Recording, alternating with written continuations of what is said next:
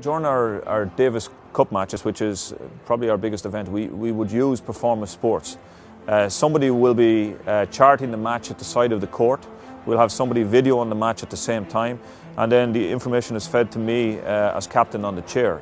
And we did have an example where there was one key thing within the match happening that the player didn't realise, and me as the coach didn't realise it, because sometimes you're engrossed in other things when you're sitting on the chair.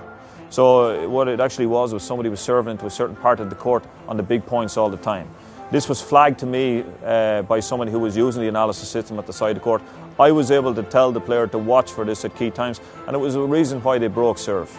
And one break of serve is the difference between winning and losing a match for us.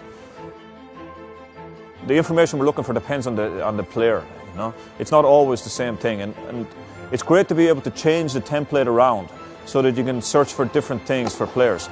So for example, for one of these players, we may be looking for something very simple, like what's the serve percentage of the player? Which serve are they missing in the match? Why is the percentage a little bit lower? It can be anything, but I think it's very important that you make your template individual to the player that you're working with.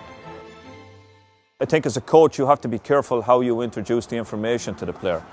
Personally, I think it's very good to start by questioning the player as well, to get some information as to what they feel before you start showing them the information.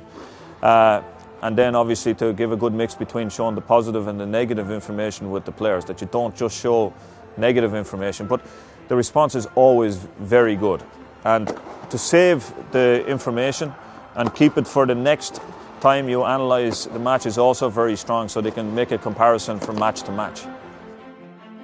Players are eager to get the information during the matches, and certainly team competitions and things like this, you know, when you're able to give it directly to the player at all times, it's fantastic.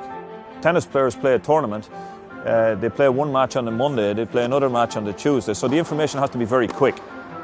The second thing I would say is that the visual information is very strong for athletes. To be able to see the statistics on a page, but to be able to see it really visually on a screen is far stronger.